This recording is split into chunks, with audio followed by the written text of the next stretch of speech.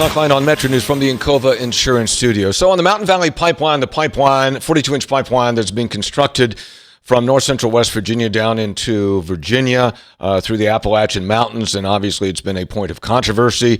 On one side are those who want this pipeline built because they believe it's integral to the infrastructure of the country, the energy security of the country. On the other side are folks who believe that it is that we don't need any more carbon-based fuels in this country, and also that it will be damaging to the environment. There have been a lot of court challenges on this, a lot of regulatory challenges. The latest decision came earlier this week when the U.S. Forest Service issued a decision which clears the way for about 3.5 miles of the pipeline to go through the Jefferson National Forest, which is right along the West Virginia border. There's still other regulatory hurdles to be cleared, but this decision by the Forest Service is pretty significant.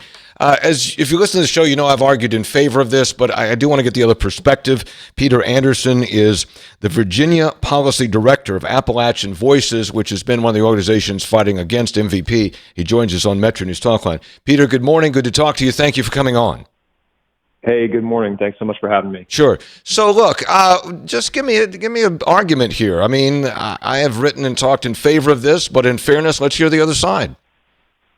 Sure thing.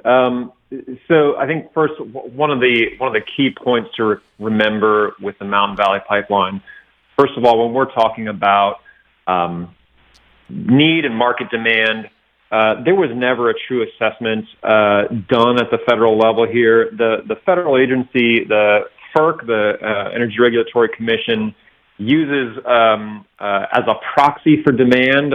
They rely on precedent agreements. And so the question that they look at there is, did anybody sign up to take capacity off this pipeline? And it turns out, yes, the pipeline is 100% subscribed, so they stamp the project in approval. But it turns out that the buyers of that capacity are simply corporate affiliates of the same companies that are invested in building the pipeline. So that's not a real market analysis, for one.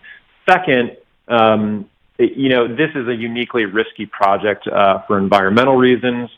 The steepness of the slopes of the route that is proposed are treacherous. We've got the federal government themselves saying that nearly 75% of the project's route is through areas that are considered moderately high or high landslide risk. So that's where a lot of the problems come from on the permitting side. Peter Anderson's with us, Virginia Policy Director of Appalachian Voices. Let's take those two parts. But those entities that are building the pipeline, I mean, they're not in business for their health. I mean, they're in business to make a profit. One would have to think they wouldn't be investing $6.5 billion, whatever it costs, to build this pipeline if they didn't think it was going to be a good or profitable economic venture, would they? Well, I'm not in those boardrooms making those decisions, but, the market dynamics are constantly changing, as we both know. This was proposed in 2014 and approved at the federal level in 2017. And what we've seen over the last several years is, in terms of domestic demand of electricity and natural gas, I should say electricity produced by, that comes sourced by natural gas, it is flat or falling in most of the region. The developers did not say that this project was for international export when they applied for it. I hear a lot of talking points now that's sort of shifting. The justification is shifting. But what we saw last year, Europe actually reduced its natural gas demand 13% in 2022. MVP is not connected to an export facility. So, if and when the project's completed, not sure that it's going to actually find any buyers for product in Europe either. Peter, let's go to the environmental part, and I do understand the environmental concerns, and certainly there are legitimate avenues to pursue to raise issues about the environmental concerns. But this project has been reviewed and reviewed and reviewed. The Forest Service's latest finding, the record of decision, was the third time that they have signed off on this. And here was language, it's kind of bureaucratic, but it's worth reading. The environmentally preferable alternative, and that's the route through the Jefferson National Forest, which the Forest Service considered, seeks to attain the widest range of beneficial uses of the environment without degradation, risk to health or safety, or other undesirable or unintended consequences while preserving important historic, cultural, and natural aspects of our national heritage. I mean, it's the job of the Forest Service to look out for these kinds of things, and for the third time they've come back and signed off on it. Doesn't that mean something? Well, I think you and I are in violent agreement that it's the job of the Forest Service to protect the sort of the public interest and hold these lands in public trust.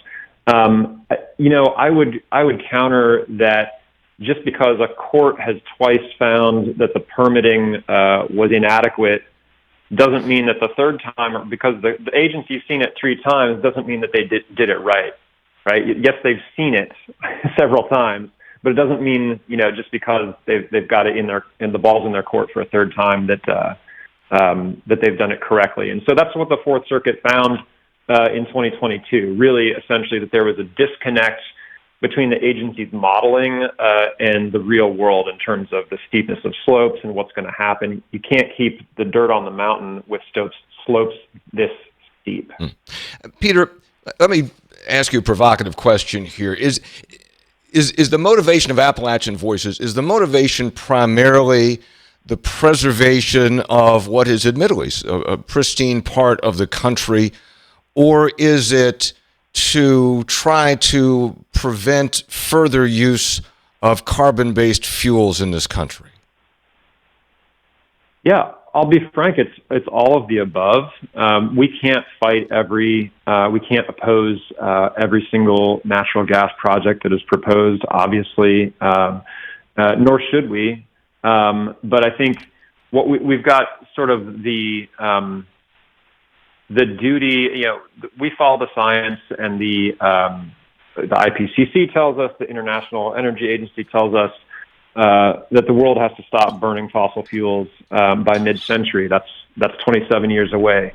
But this is inclusive, of course, to the first part of what you just said, which is, we are focused on protecting central and southern Appalachia and the unique natural heritage of the area. So this is a project where there's something for everyone to dislike, whether it's the climate impacts or the water and soil and forest impacts or the endangered species impacts, or a lot of folks oppose this project because they view it as an abuse of the government power and their property rights. So there's kind of something for everyone here. Peter Anderson's with us, Virginia Policy Director of Appalachian Voices, one of the leading organizations opposed to the Mountain Valley Pipeline. Peter, your organization has been and continues to be at the forefront of fighting the pipeline. The pipeline there are about 20 miles left, 3.5 miles through the Jefferson National Forest, and the other 20 miles are crossing various streams throughout the route of the pipeline. There have been, I think it's been before the U.S. Fourth Circuit like 8 or 9 times, federal regulatory agencies 8 or 9 times. And again, you all have been successful at delaying or even halting at times construction. But with this ruling by the U.S. Forest Service, are you at the end of your ability to stop the project, or do you still have aspirations to be able to stop it despite where it is in construction and permitting? Well, I think if you look at the history, not just with the Forest Service, but with some of the other agencies involved, there have been several trips to court because the agencies keep violating the law when they're issuing the permits. So I think that there are, there was another ruling, it was just in March, 2 rulings coming out of the court. One in favor of the pipeline in the terms of the water quality certification in Virginia, and one that went in our favor, the opponent's favor, on the West Virginia case. Right. So I think there's going to be continued interest in look. I mean, the court looked at what West Virginia did, and they said in their permit, you're certifying that there's a reasonable assurance water quality standards will not be violated in the state of West Virginia. And then they looked and said, look, in the real world, you noticed the company for violation almost 50 times of state water quality standards. So something has to give. That doesn't add up. Mm-hmm. So I think, the court, and of course, we were happy when that decision came out, and we were disappointed in the Virginia decision. But what the court's doing here is they're taking the facts and the record that come before them and giving that sort of what they call a de novo review. So very fact-bound decisions, and everyone's kind of dotting their I's and crossing their T's here. Peter Anderson, Virginia Policy Director of Appalachian Voices, one of the leading organizations opposed to the Mountain Valley Pipeline. Peter, good discussion. I appreciate you coming on today. Thank you very much. Yeah, thank you. All right. Talkline continues. We'll be right back. Sold.